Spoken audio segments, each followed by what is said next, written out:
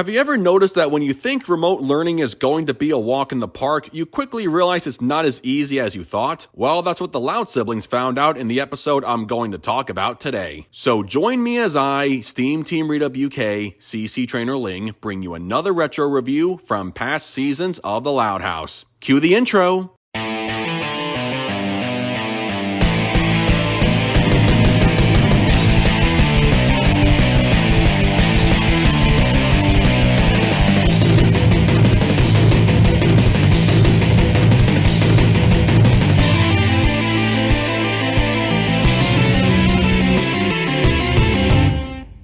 Today's episode is No Place Like Homeschool. In this episode, the kids want to be homeschooled just like Lola, although they don't take the school part of the concept very seriously. Sometimes I legitimately forget this episode even happened, and that's mostly because the idea of Lola being homeschooled for a period of time during pageant season is never again referenced following what happens here. I always thought she competed in pageants year-round, just like how her siblings mostly do their respective activities all year round. Maybe I'm overthinking it, but hey, I'll just roll with it. The funny thing is, this episode is not only written by the same person who wrote Yes Man from season 2, but you also come to realize both episodes have something in common, and here's how it goes. Lincoln once again becomes the master of convincing by getting his parents to allow everyone to be homeschooled like Lola so they too can have more free time to work on their activities. Lola, being the most prepared and serious about the homeschooling agreement, notices how everyone else is screwing around, getting easily distracted, and not studying whatsoever. That's when she drops a huge bomb on them by saying they have to take a weekly test to prove they're not slacking off, and they would have known that had they actually read more than just the first page of their workbooks. They can't concentrate while trying to pull an all-nighter, and worrying they're going to fail their test, they seek out Lola's expertise. While her siblings end up benefiting and passing their tests, Lola unfortunately fails hers, and per the agreement made with their mom, she has to return to regular school. In the end, Lola's siblings make it up to her by saying they'll be returning to regular school, and they convince their parents to give Lola a second chance because it was their fault she ended up failing. So yeah, a very similar story to that of Yes Man, in which the expert initially gets the short end of the stick and still comes out as a winner thanks to the other siblings repaying them for their help. Speaking of that winner, the standout character was Lola, and this was one of her best roles for season 3. Even though she can be a bratty princess from time to time, I enjoyed how she was handled in this episode. She takes her work-life balance of juggling both school and pageants very seriously, hence why we never see her once goofing off with her siblings, and she never really bragged about learning from home while her siblings had to go to regular school. For 6 years old, she was a lot more mature and dedicated to homeschooling than her siblings, who all had the same mentality by thinking how super easy they thought it was going to be. Obviously, their laziness was their own undoing, and they nearly got Lola in trouble because of it. They were able to make amends, and their sister was truly grateful for it. Now, there's one thing I found very strange after Lola agreed to stay up all night to help her siblings study. It was stated that Lola can't focus without a full 8 hours of sleep, and she looks completely run down the next morning even though she had slept for a few hours the night before. Strangely, none of her siblings looked completely run down even though they were pulling an all-nighter and got what I'm assuming would be 0 hours of sleep. It seemed very inconsistent that Lola was the only one to look like a complete wreck while her siblings looked totally fine. And of course, there are my two minor positives of the episode. First, there was Lola speaking in slow motion when she said the words regular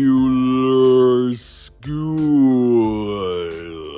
Then there was the running gag of Mr. Grouse blasting CDs that contained ice cream truck music and school bus sounds. That was so random, like why the hell would he buy those CDs? To troll kids into thinking there was an ice cream truck, or maybe they were late for the bus? Either way, there was something oddly humorous about the idea of someone finding ice cream truck music very danceable. Overall, this may not be on the same level as Yes Man, and the story may be a slightly different rehash to a plot from one season earlier, but it was still a pretty good sibling-focused episode. It did a decent job of demonstrating how homeschooling is definitely not for everyone, and how it's definitely not the cakewalk many kids assume it is. Lola was the best character when it came to being mature, helpful, and a good voice of reason. Her siblings realize how they're not as cut out for remote learning as she is, and they made sure to put things right and no longer interfere in their little sister's academics. Aside from the inconsistency with the sleep-deprived appearances of the kids and the minor positives I mentioned earlier, this was another strong episode for the first half of season 3. With that said, I give No Place Like Homeschool an 8 out of 10. Well folks, that concludes my review of No Place Like Homeschool. So I gotta ask, what did you guys think of this episode? Sound off in the comments below, and be sure to click that subscribe button for more Loud House related content. That's going to do it for me. I'll catch you guys for the next video, but until then, this is SteamTeamRedubUK, CC Trainor-Ling, signing off. Peace out, home slices.